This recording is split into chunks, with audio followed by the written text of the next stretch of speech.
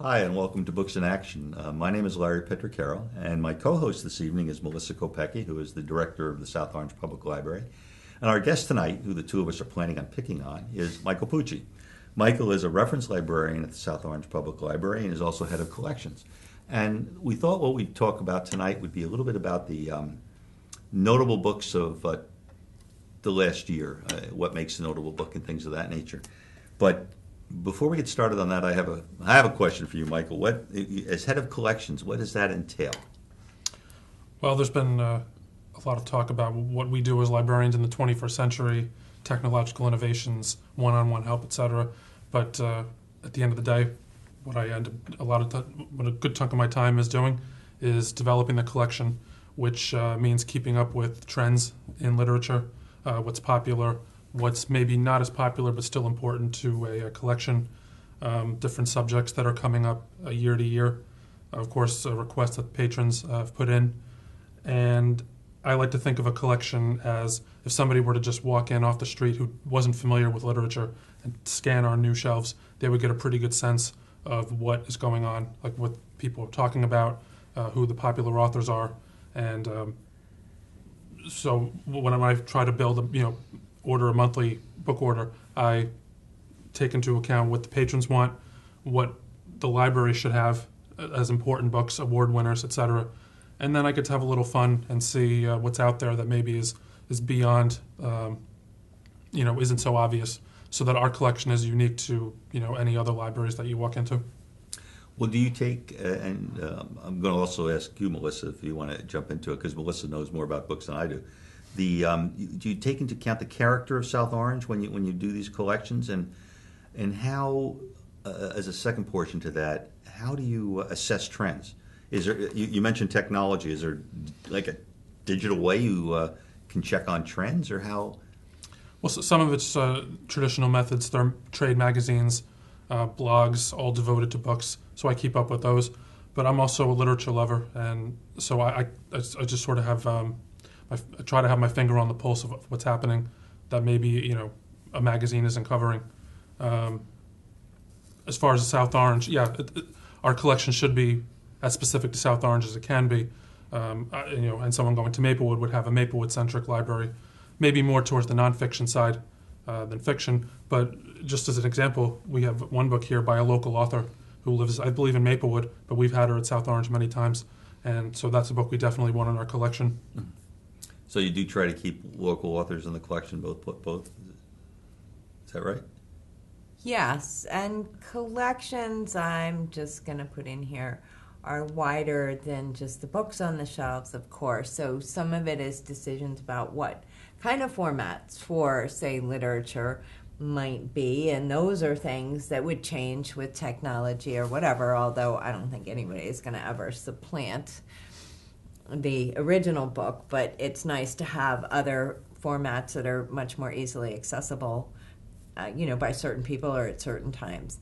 And then there's non-book things that are in the collection too. And when you say South Orange, I mean, one of our most unique collection, one of our semi-unique collections is the Seat Kits, which is an interesting blend of books and technology and hands-on stuff that's meant for people to actually use and learn together, explorers of all ages. But our most unique is South Orange materials. So some of that is books, some of it is paper stuff, some of it is digital stuff, and so that's another piece of collection. So we'll specify that now we're talking about mostly about the literature and more specifically the fiction collection. So Larry, why don't you ask Michael about book reviews? Michael, what about book reviews? Did I handle that right? I'm in favor of them.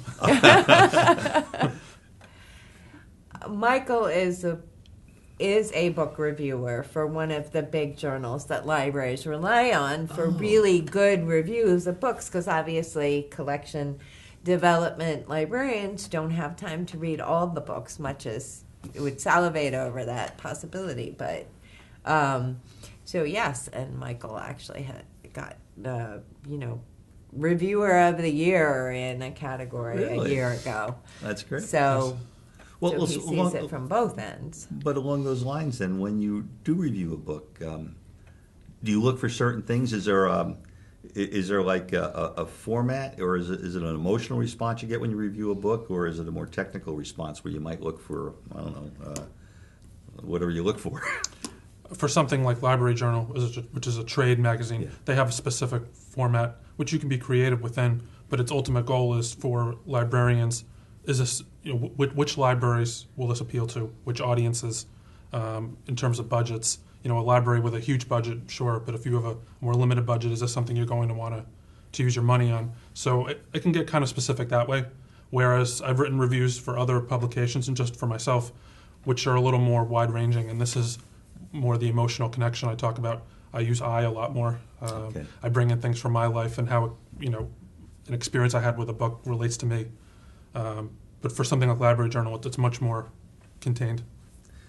Well, when Melissa and I talked about doing the show, the thing we were thinking about was notable books. So, along those lines, what's of the reviews you've done? Is there any one particular book that really stands out, that really struck you, either from an emotional point of view, the I point of view, or from the point of view of just the information or something that was contained in it? Well, I should have brought it. I wasn't thinking. A book I reviewed last year for Library Journal is called The Cartel by Don Winslow, and it kind of checks off a few of the things we were just talking about, in that I don't know much about the drug war, the Mexican-American drug war, but this is a work of fiction, but the author has spent, his life's work is covering this, and it's sort of like a Godfather-esque crime story about this drug war, and yet it's super current, and you come away with a lot of information on what is happening at the border, and who's to blame and what we can do. But it's also told in a really fun,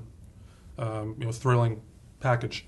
I didn't know what to expect when I got it, and when I was done with it, it blew me away. Was it fiction or nonfiction? It's fiction, but it feels like, it may as well be nonfiction, because I think you could change a name here and there, and he's basically doing journalism. Oh, okay.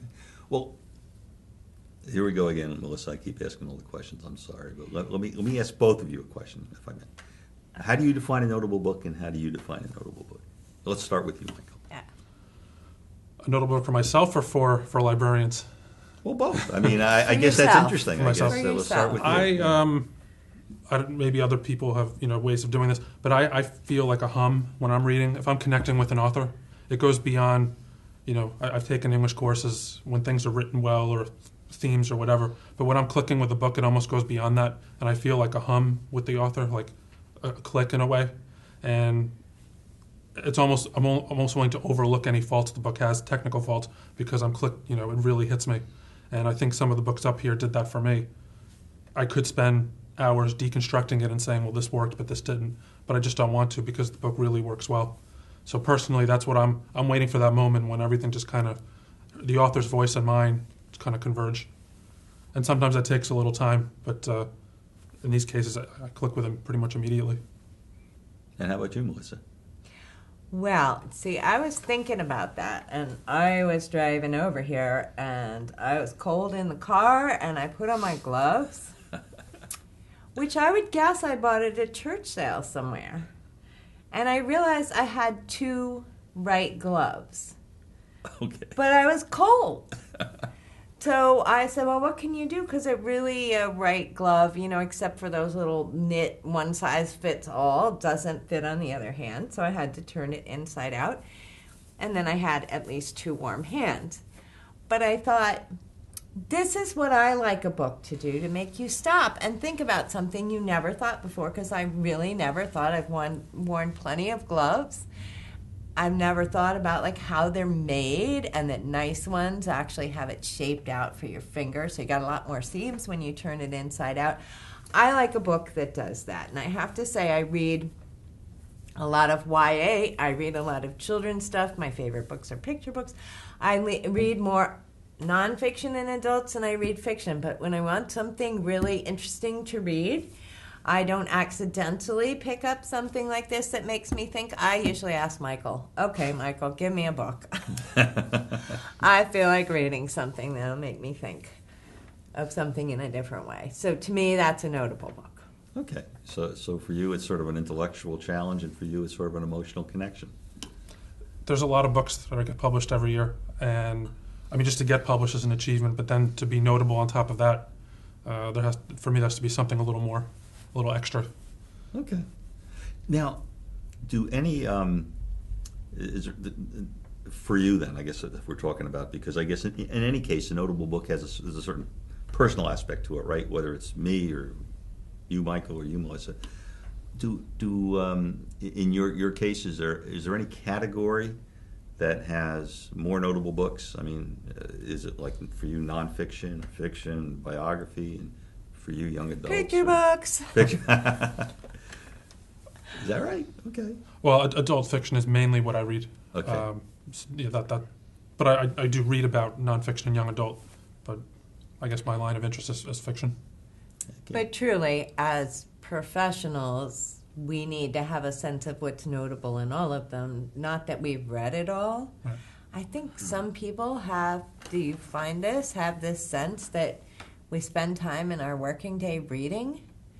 Like, I have a really hard time even skimming those professional journals. They often go to lunch with me, or, it was like a blessing when I ruined my knee and had to go to, physical therapy. And I'm sitting there going through all the publishers' weeklies and library journals and feeling like I'm not holding up, passing them on to the next person. So, but you get that comment from people like, oh, you must get to read so much. Yeah, I mean, I read, I think, more than the average, but sometimes I wonder, shouldn't I be reading more? I'm a librarian. But yeah, I feel like I do read these books even when I don't read them. You know how Amazon has that, if you like this, here's 5 other things you recommend? Yes, yeah, I've seen that. In effect, I feel it's what we do. So even though I don't read Danielle Steele, if you say, I like Danielle Steele, who should I be reading? A good librarian will be able to rattle off a few names. Or any name, even if you don't read them, you're aware of them. We actually have a nice balance, as any library does, about people who are better, like readers, advisors on certain things. And our children's librarian is wonderful, and granted, like picture books are faster to sort of, they take a little time to think about how good they are. But she and I will talk about that. And when I read YA, I'll talk with the teen librarian. And I always tell Michael if I read a nonfiction that I thought was really, really good, just so that we share that knowledge of course, we start with this assumption that our opinion is, but it is a professional opinion. I mean, I certainly trust Michael's very much. We've only got about a minute. It is half, but I don't know how quickly, but do your, when you look at the things that you like and you like, do that tend to parallel what you see in the magazines and so forth for notable books? Or? Yeah, I'm noticing that we're coming up on like the top 10 lists for the year, top notable books of the year. And as I was going through, I think New York Times has the 100 notable books, and I was going through, and I was like, when I first started doing this, I was like, oh, we need that one. No, we haven't gotten that one. But I've gotten pretty good. I'd say about 2/3 of those books we have already, and so I was pleased with myself that I anticipated what people would be talking about. You're just ahead of the curve. Ahead of the curve, exactly. And we're going to have to take a break for a minute, so if you'll stay with us, we'll be right back.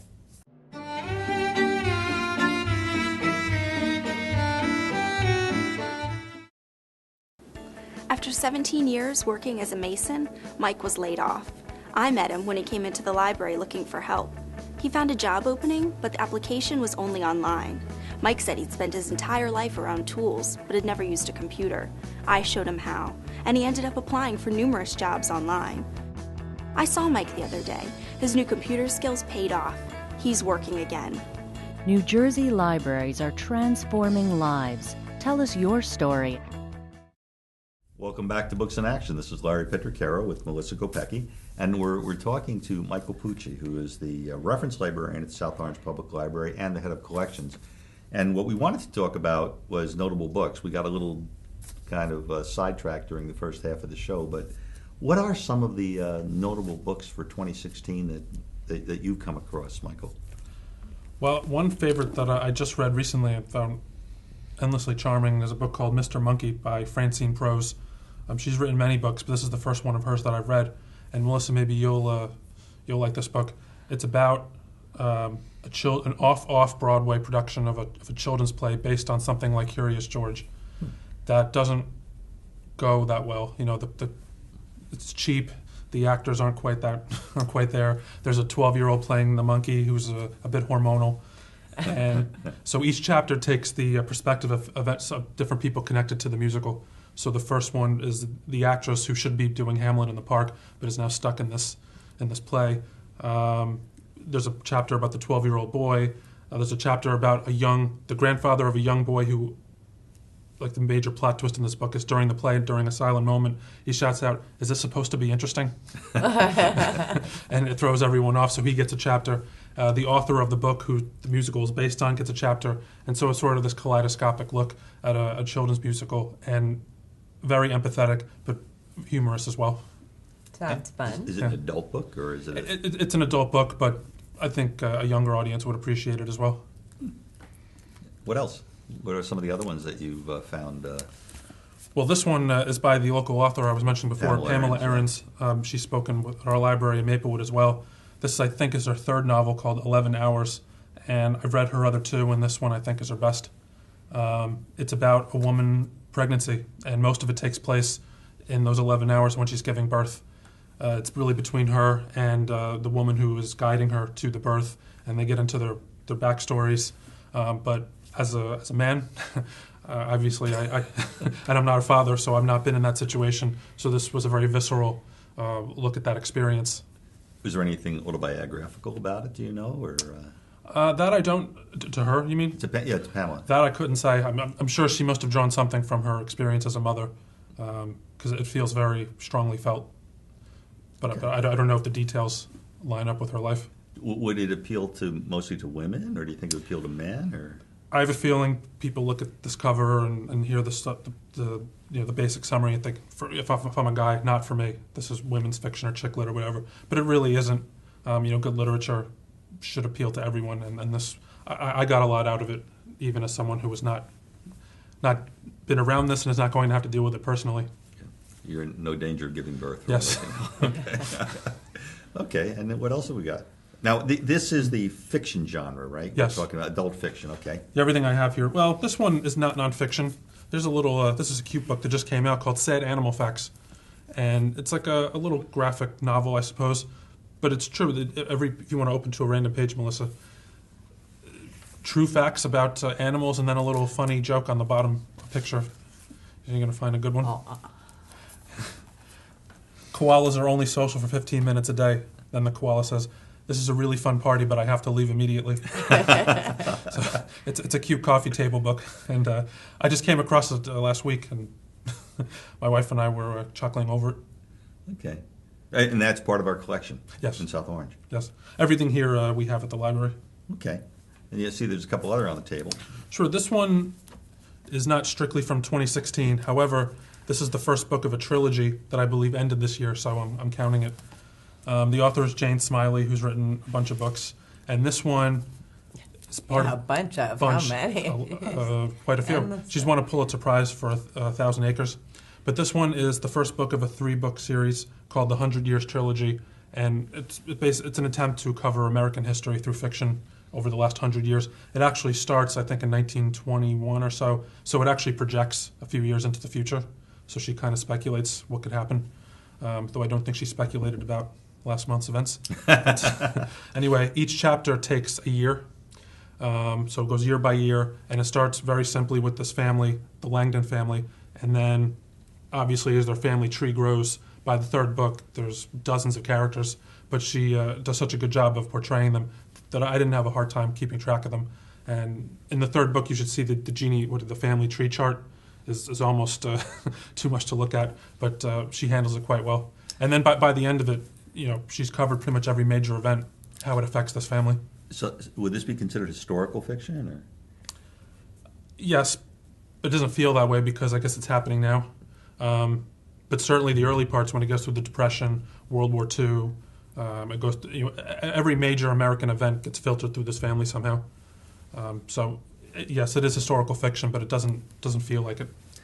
The other books that she's written, you said she's written many, and she's won the Pulitzer Prize. Were they also this same kind of genre, if you will, or do they vary all over the lot? 1,000 Acres, I think, was a contemporary retelling of, I'm not going to remember the Shakespeare play, maybe Hamlet, but I can't be sure. But she basically rethought a Shakespeare play and put it in a contemporary setting. She did this book called Moo, which I think was a campus satire. So she kind of runs the gamut. And what about the, if I may just digress briefly, when you talk about this bringing American history into, I mean, that's not necessarily something new. I mean, it's, historical fiction. Is that something that maybe is trending back or has trended away? And the reason I'm asking that is because I remember reading a book by Kenneth Roberts, and that goes, he probably wrote that a long, long time ago. I think it was Arundel. He wrote about Maine, I think, or a lot about the Northwest. Do those things go out? Does historical fiction cycle in and out of popularity, or? I don't. Maybe the certain eras do, but I don't get the sense people want to read about different periods of time. And I think the best ones find a way to, without coming out and saying it, they create a parallel between what's happening now. So you're reading about, say, kings from the 15th century, and yet you're reading this thinking, this kind of is going what's happening now, in a very subtle way. There's an author named Philippa Gregory, and there's a whole bunch of authors like her, and there's been a real resurgence in books like that to show the Tudors. That era has been really popular over the last few years. So yeah, that's probably true, that the eras in which people are interested might change a bit. And the authors who are writing perhaps, cycle over time, although the very best, there's historical fiction that is good, 20 years after it was written. I actually wanted to ask, how long was it between, I'm not trying to put you on the spot, between her first one and her third one? In this trilogy? Yeah. I think they came out every 6 to 8 months. Okay. I have a feeling she must have had the whole thing imagined out before she wrote it. Because personally, I find it incredibly offensive to get to the end of a book and find you have to wait for the next piece to be. I mean, it really makes me. I'm a gentle person, really, but it makes me want to throw the book across the room. Well, it's funny because I read the first one after the third one came out for that reason, so I could read them all continuously. And the way the books are set up, I don't. The books, they could have ended anywhere, but the next chapter, the first chapter of the next book, pretty much picks up where the last one left off. So I consider it one continuous, 1,000-page book more than 3 separate books. And you like this one best? Again, it's hard for me to say. I guess I related more to the third one just because the events are more relatable to me. But again, thinking of this as one long piece. I really liked how she connected in the final book things that she'd set up in the first book that when you're just getting to know these characters, weren't immediately apparent. But you find that a little bit offensive to have to... Actually, I can't imagine with a masterful writer such as Jane Smiley that would be a problem. I would trust her to end a book and, in a way that didn't make me want to fling it. But I've been in that situation. Michael always hears that. Darn it, we should put a sticker on the front that says first of trilogy that is not complete. Well, what about... But, yes, we have another one here. No, Yeah, sure. I'll stop ranting. My last choice is by an author named Dave Eggers. He came to prominence maybe 15 years ago. He wrote a memoir called A Heartbreaking Work of Staggering Genius, which was about his relationship with his younger brother. This one is a novel, and I haven't read all of his books, but I read most of them, and I think this is his best one, called Heroes of the Frontier. And it's kind of a State of the Union type book. A divorced woman with 2 young kids has left her dental practice in search of something, some spiritual connection of America. So she takes her 2 kids, rents a Winnebago, and drives and basically kidnaps them in a way to Alaska. And she doesn't know what she's going to do when she gets there, or what they're going to do for money or anything like that. But it's kind of a journey for this mother to find herself with her kids in what she considers the heart, the adventures of Alaska. She has the romantic idea of Alaska in her head, and hilarity ensues. But it's also quite poignant because the end of the book, without spoiling it, I don't know how you feel about books that don't quite end. But this one, I love them. It doesn't quite end. They're left in a perilous situation, but you get the feeling that they'll probably be okay. No, I only object to that if the author is like, but I'm going to tell you about it, Wait 3 years. Yeah. Wait. If I got my next book contract. Yeah. Yes. But no, I love indeterminate endings. Yeah. Melissa, we only have a couple minutes left. Maybe you could tell us a little bit about some of the YA books. Okay, I'm just going to actually flip through a few of these really fast. I've read a lot of stuff, and there are plenty more that I really like. And any library, you should be able to walk in and ask people, show them something you liked, or just have a conversation about books and finding something. But I just read this. These are young adult. There's a lot of crossover readers. A lot of adults read this. This was great, Learning to Swear in America. It was just funny. It's about the space program, but it was funny. It's about, the latest technology and hacking, and it's just funny and really enjoyable. Another local author, Marina, who we've had on the show before, and we may yet again, but this is her latest, so that's a great one. I have to say this is a great title, Exit Pursued by a Bear. It's actually...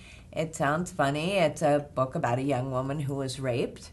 But there have been a number of those, and they come at him from all different angles. But I really liked the angle because she's determined that she's not going to be defined as the young woman who was raped. And it's like a really bad thing happened. How do I deal with it and move on with my life? What do I need to do? Do I need this? Do I need that? Am I going to have to do counseling? Am I breaking apart? I mean, with the support of her family. And in some ways, that's the best case scenario of how to get past something because you need that support. I thought it was beautifully done. And I have one more, which was great. This is in India, in which the women who had no power whatsoever have restructured society to take all the power. And it's a wonderful essay sort of about, is a new status quo any better than the other status quo if it's all locked into a particular, grid or protocol. That's so YA. That was really cool. It was kind of fun and different. Yes, those are all YA, but I think they'd all be interesting reads for adults as well. We only have a couple of seconds, but have young adult books begun to... Million great picture books. But go talk to somebody. YA, we have way more adults reading YA books. They're more serious subjects, apparently. When I was growing up, which wasn't that long ago, I found that young adult books were very general. Yeah. And now they're so specific. Anything you could think of, there's a book for you to find. Well, and great writing. Yeah. Speaking of specific, we're specifically out of time, so we're going to have to call it. But thank you both for being here. Thank you for co-hosting with me, Melissa, even though I talk most of the time. But thank you for joining us on Books in Action, and I hope to see you again. Go to the library.